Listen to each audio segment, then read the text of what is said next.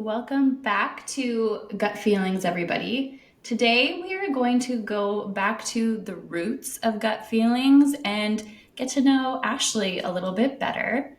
I prepared a list of questions that I want to bug her about and not only learn more about Ashley and Ashley's experience, but maybe, some fun questions thrown in there as well. So, Ashley, are you excited to dive in? Do you have any initial thoughts? Yeah, no, I'm excited. I don't know your questions and on purpose, Yeah. so I'm excited to hear your questions. Okay. I thought I would start with something super easy and something that I like to talk to people about. What is your favorite food? Hmm, gosh, that's hard. Now I'm wishing that you would have asked me that one ahead of time. Oh, But you no, can't think it would be an I easy think one. I think there's some obvious ones here. Like I love matcha. In Mhm. fact, I'm hoping my wedding cake will be matcha wedding cake. Ooh. Yeah, I love matcha. I've loved it since 2018. I went to a Japanese tea ceremony in, believe it or not in Japan, in Australia, but it was like an authentic. I stayed at an Airbnb that had an authentic Japanese tea room, and I Ooh. just fell in love with it. Yeah, so I love matcha. I love chocolate and truffles. I do like Mexican food quite a bit. I grew up in New Mexico, and in the Las Cruces area. It's not far from Hatch, which is the site of the home of the green chili, Hatch green chilies. When you see Hatch green chilies out in the stores, they're actually from Hatch, which is a city in New Mexico. I'm gonna have to Google that right now. Do we get that in Canada? Hack green You chilies. know, I don't know. I wouldn't think so since it's so far, but Hatch green chilies are like a specific type of green chili. Hmm. But that type of food definitely reminds me of home because I grew up and spent some time in New Mexico, spent some time in El Paso, also another border town in South Texas for a while. But I was born in North Carolina for the first 10 years and then moved to all these border towns. Wait, is that where Michael Jordan is from, or is that just where he went to school? Yes. So my dad went to school with them actually. That's so cool. Yeah, he went to UNC Chapel Hill. So Michael Jordan was in one of his classes. So he started off there and then he moved to the Chicago Bulls later. Crazy. That's funny that you knew that. Well, I feel like if anyone was a Space Jam fan back in the day, Michael Jordan played for North Carolina his college days, right? That's Yeah, true. That's Space true. Jam. But I was just impressed. I don't know. Maybe I thought you being in Canada, maybe there's less of that, but maybe not. No, that's I feel like we know so much about you guys. And when I say you guys, I mean the United States. So, yeah, I mean, yeah, we like the sports, you listen to the politics, but we're not going to go into politics today. No, thank you. thanks. Um, you ready for your next question? Yeah. Where is or what is your favorite coffee shop or restaurant in Texas? Ooh. We've spoken about before. Coffee and I don't jive well, but I still like it, and I will still do coffee here and there. And I really like this coffee shop called Siphon Coffee in Mhm. Houston. The best coffee, so good. If you're ever out here, I'm going to take you there. It's really good. They have their own process for how they make coffee. Their website looks all scientific, like organic chemistry. This is Oh, from when I last saw it, but yeah, it's kind of cool. that is cool. And do you have a favorite restaurant out that way too? In Houston, there are maybe less, it's a foodie city, but there may be less options local to me with kind of Mhm. the side of town I'm on. But there's still places like True Foods or there's some unique spots like Ginger Mule. There's a really good pho place out in the Montrose area. Yeah, that's really good. So I don't know. I like a mix of things. It's hard to say a favorite. We'll pick one. Yeah, absolutely. Okay, now we're going to talk more about you and IBD specifically. Do you think you would have still specialized in IBD if you were never diagnosed with it? No, I really don't. I had originally, so when I started school, I wanted to be a doctor, and then right around the MCAT, I was like, it's a lot, and I didn't know if I wanted to commit to everything that came after that. And so I changed paths a little bit, and I actually worked with a dietitian, and I was like, this is actually kind of cool. And so then I decided, you know what, it'd be great to be a sports dietitian because I was a runner at the time, and I just really loved sports nutrition and really had to dial it in for my sport and loved working with athletes. And so that was the path I was going to take.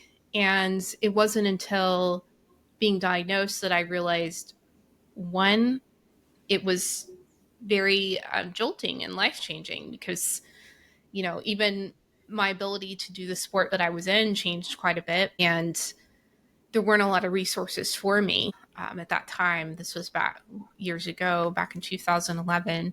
And so, yeah, I think that was really what catapulted my interest into gut health, was just really my own struggle with it. Yeah.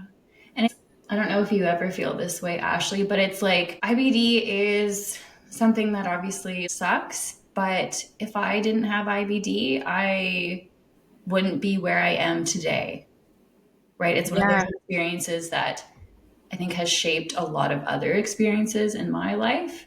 And it sounds like you've experienced the same thing. Yeah. And I would say it took me a long time though to want to specialize in IBD. I did more autoimmune, worked a lot of autoimmune patients in the very beginning. Then I kind of dialed in further to gut health and was very interested in that. I always knew that I loved when I got an IBD patient. I always knew that. But I was very nervous to specialize because ironically, I wasn't sure if I wanted to share that I had it. I wasn't sure that I wanted to, I guess I feared triggering myself because my IBD journey has been so rough that I was nervous about revisiting it all the time, because when you're with a patient that has IBD, you kind of do, it can be hard to separate yourself at times because it is such a personal thing and you care about the person deeply. And I think in healthcare, there is a little bit of separation that's necessary. So I think I was a little nervous about that. And it wasn't until my cousin reached out um, at the time, years ago, and he told me, "Oh, I have IBD." And so we started talking, and he was diagnosed with Crohn's, and he felt very isolated. I felt very isolated too, because at the time, I didn't know a lot of people that had IBD.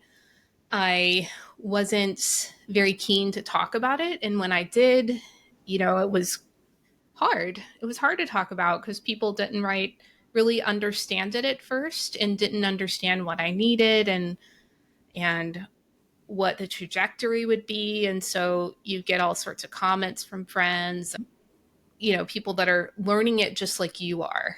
And so I think that was really difficult. So forming a bond with my cousin, and we would talk a lot about gut health and microbiome. And he was very into space too. So we would talk a lot about space, and we had a lot of really great conversations, and it got me more comfortable with sharing about my IBD. And he was very different than me in that he was not afraid to share about his. He was very just out in the open. He thought that IBD would be a good way to connect others, and so he viewed it as connection, and I viewed it as, I don't want this to be seen. I don't want to be known for it. Like, I don't want any of that. Just want it to be private.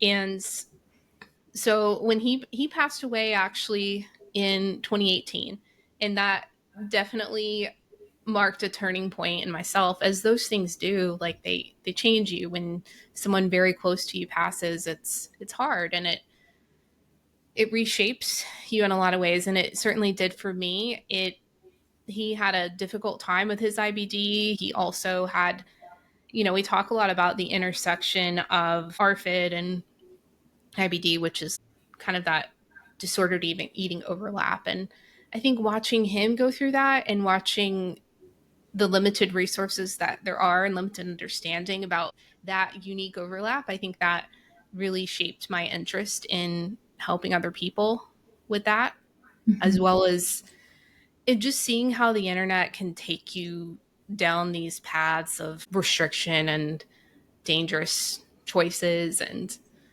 uh, yeah, so the loss of him was very life altering for me. And, not long after that, I kind of made this choice to just jump in. Like around 2020, I was like, what am I holding back for? I love working with people with IBD. It adds so much more meaning for me now. Why would I hold back due to this, just due to the fear of it? And so um yeah, that's kind of why I ended up just going for it. It was a combination of my own struggle and also just this tragic loss of someone who was really important to me. So that's kind of how I ended up here. That's really powerful, Ashley. Yeah, yeah. So it sounds to me that he was a big help and inspiration for you to help expand what you were comfortable talking about when it comes to IBD and what you wanted to do in your career. Yeah, for sure. And I don't, not to make it sound like that was all he was for me, because he Of course. certainly, yeah, he certainly was like a best friend at the time. And the loss of somebody changes you, and that's how it changed me. It helped me see the value of connection in painful parts, in the most painful areas of our life, and how, being vulnerable in the right space. Obviously, you don't want to be vulnerable with when you're not safe to be vulnerable, Mhm. but being vulnerable with that part of me with him was just very life-giving. Like it was nice to be seen, but from someone who knows what you're experiencing. And I think the value of being seen really opened me up to being more open and letting everybody know. I mean, obviously now I tell everybody. I literally tell everybody, even people who don't want to know. Um, so So, for someone listening right now who may find it difficult to talk about IBD, is there anything you would want them to know when it comes to sharing, or maybe not sharing, or maybe taking the steps to sharing about their IBD? yeah, I mean, first thing is it's okay to not share too. Mhm. Yeah, it had my path not unfolded the way it did, I might not be sharing with everybody. It's a personal choice, and you get to decide if you want to and who you want to with. And I think that's the beauty of it. When I think about it too, it's such a big part of me and my life, and I tried to hide that for a little bit, but then you start to realize, like, okay, IBD has really impacted all of me now. And so it's hard to hide all of, such something that has really taken such a huge toll on you. So for me, that's kind of why I did, because it felt like I'm hiding a part of me. Mhm. And so I think coming to a peace with it in yourself is really the first step, is learning to accept yourself with IBD, learning to understand that this is a reality for you, and then picking people. Start with your most trustworthy people, obviously, the people who will love you no matter what, who get it, and telling them how you want them to respond can be helpful, like by saying, I'm going to share something with you. It's really hard for me to share. Here's what I want you to respond with. I just want you to love me. I just want you to listen. I don't want you to try to change it. Sometimes people need, especially the people closest to you, they need to know what you want. Because sometimes it's hard as the family member or friend, sometimes we do want to help. Like you might want, they might want to help you, they might want to change it, because it's hard to see someone in pain. So tell them what you want, tell them what would make it easier for you. Absolutely.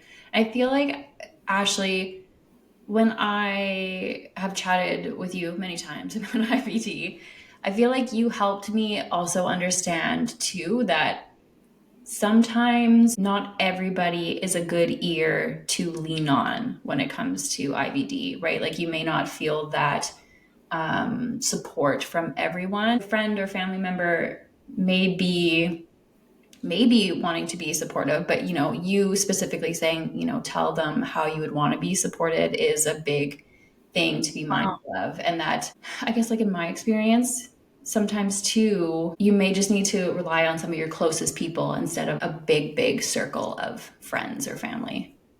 Yeah. Yeah. Wow, I didn't know that that made an impact on you. I think it was just like maybe I had texted some friends something and they didn't respond in like a great way, or they took a little bit long Yes, to I remember respond. And that. I'm like, I am not going to talk to you about this anymore. Yeah. Right. But anyway, I have the people that I can talk to about it. And I think Yeah. that's important to find your people. Yeah. And I think the people that have earned the right to know that part of you too. Yes. Yes. That's a big, big piece. Now, do you feel comfortable talking a little bit about what your diagnosis journey was like? Yeah.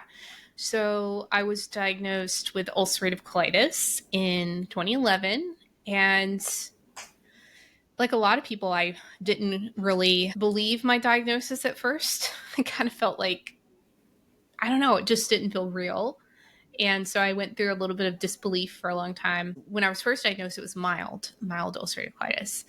Years later, I didn't have a lot of strong treatment. Like I didn't have a lot of support or treatment path really lined up. Meds at the time were $700 a month for someone that I was still in college at the time, so that was a lot for someone to. I couldn't afford it for part of that. Didn't have insurance either for a time. This was back when people could deny you health insurance if you have a pre-existing condition, so there was that going on. And yeah, it was tough. And then years later, I found out that it became severe, more like severe pancolitis. So throughout the entire colon, basically where they were like, you have to do something now. Otherwise you're going down the path of you're going to need surgery. It's bad, essentially. And so believe it or not, then too, I kind of still was in disbelief. I was kind of like, I need a second opinion. That doesn't sound right. Because I am one of those people that feel okay even when stuff like that is going on. I feel okay until I'm not okay. And some of that is like you just get used to pain for having it so long. And some of that is also being a former athlete, you just tune out the pain very easily. And so I would not know how severe it was until I couldn't walk. Like like I spent one hospital stay occurred because I just started having basically cellulitis on my leg and I had bump and I was like, I can't walk. And they thought it was some, I went to an orthopedic surgeon and they're like, oh, we'll wait a week and do an MRI. And meanwhile, I didn't know things were just not okay. And so I ended up in the hospital and it was a very serious hospital stay. So I started off as mild, became more severe later and also was more systemic. Like I had a lot of systemic issues like erythema nodosum and cellulitis and infection. I had a lot of stuff going on in that particular time. Were you in the hospital for very long? I was in the hospital for about a week Hmm. and it was a very traumatic time because no one knew what was going on and I had to tell people I have an autoimmune issue. Could we consider the fact that this might be related to that? And so Hmm. when I spoke up for myself, then they started giving me stuff to actually help that. When in the beginning they were just like antibiotic, antibiotic, and I didn't tolerate the antibiotic. I was on vancomycin, which is, they give you that only in pretty serious situations, which my case was serious. It was like became more of a septic infection. My whole left leg was cellulitis. It had swollen. I couldn't walk on it. Um, when I had got to the hospital, they were like, "How are you like walking around? Like, how do you look normal? But your labs are not normal." My CRP was like 89. It was a pretty bad situation. And when they finally started giving medication to treat it like an autoimmune, like, ulcerative colitis or Crohn's, then things started to take a turn for the better. And as things were improving, someone comes into the room the next morning and they're like, "Hey, we got to take you down to scan you for your liver mass." And I was like, "What do you mean a liver mass? You have the wrong room. Like, I don't have a liver mass." And he was like, "Yeah, you do. No one told you?" And there, I was like, "No." And they said, "We did a CT. We found a liver mass." And so I was like in shock. And at the time, it was just me alone in that room early in the morning thinking, "What the heck is happening? And why did no one tell me?" And so then I went down that journey of like, "Why do you have a liver mass?" And they wanted to biopsy right off the bat. And I was like, "No, I don't want to biopsy. I just had a pretty serious infection. I don't want to do that because that felt risky to me." And so that was kind of against their advice. But it was just one of those moments when you just, it was a little bit of like knowledge that, hey, this can wait, but this other stuff is more pressing. A little bit about medical knowledge around it, but also a gut feeling of like, hey, I'm not ready to do that. So yeah, that was how that hospital stay went. The liver mass, I ended up getting second and third and fourth opinions, and finally listened to somebody that I was like, "This feels right." And he just wanted to monitor it, see how it played out over the next 6 months. And it disappeared, thankfully. So it just was not there anymore. Yeah. So I found out a lot more about that and why that happened. And I think my untreated IBD that hospital stay was kind of a result of what can happen when you don't have any sort of treatment and any kind of support, because at the time I didn't. A lot happened in that week. Yes. My Yeah. goodness. Not to mention, I was very anemic because the vancomycin that I took, Mhm. I had a reaction to it, and I hadn't been bleeding up to that point. But all of a sudden, I started bleeding, and I became anemic to the point of like, we need transfusion if it goes a tad lower. So it was my roughest, lowest point with IBD was that period of time, and maybe there's like two really tough points for me, and that was one of the roughest. Yeah. I feel like Ashley, like as I listen to you, I'm still like even trying to process that, you know? So Yeah. It was a lot. It yeah. was a lot. Yeah. And I later, not long after that, I did get help and support and started seeing a GI again. And one, it was, the meds were expensive and I didn't have a lot of support. And I would reach out for support to GIs and they'd be like, "Oh, we don't need to do a colonoscopy." And then I just didn't have the right fit, I think. And then two, there was a part of me that was scared too, like scared to do medication, as we all are. Yeah. And it wasn't until I then had a GI who really listened to me, really understood my fear, encouraged me to do medication, respected my career path, and also said, "Hey," I was coming to her with, "Hey, I really want to do curcumin and I want to do this." And she was like, "What if you did both? What if you integrated that? Like, what if we did a combination therapy?" And so I was like, "Yeah, I'm on board." So it took me a little bit I think that was important to me, to have someone who also respected my insights. And it's also my body. So you want someone to understand how you feel and what you're okay with and what you're not, and just walk with you through that. Absolutely. Yeah. If I were to think of some key things that you said in there, is one, first and foremost, is you got other opinions to check in and you found someone you were comfortable with. I think that's an important thing for people to identify with as well, because when you find someone you're comfortable with, it's easier to share and you feel like you're being taken care of like you should be, right? You Yeah. feel like maybe you don't have to advocate as much. Still advocate, but you just feel better supported. So I feel like that's a big thing. Another big thing that I heard from you there too is just having someone who was like, yeah, do both. It doesn't have to be one or the other. Integrate two of them. That's a good feeling. Yeah, and I think what you said there too of having somebody who you didn't have to advocate as much, that's a big part of it. It's being able to let go a little bit of letting go of the steering wheel and, saying it's a little bit of that. And there's an importance to that. And it's allowing someone else to step in and help you and not just do it all yourself. Yeah. Because, hey, you are a smart cookie, 100%.